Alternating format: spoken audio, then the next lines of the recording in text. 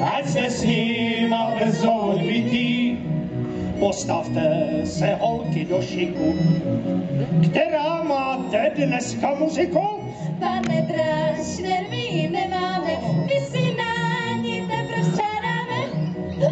Mazena, že byla ožrala, pana Drášnera se nebála, zavolala svýho popletu. Daj mi šesták na toaletu. Já ti nedám ani troníka, to tě ráči kopnu do břicha. Pan Drášner hned holí podíťal, až jí celou hubu roštípal.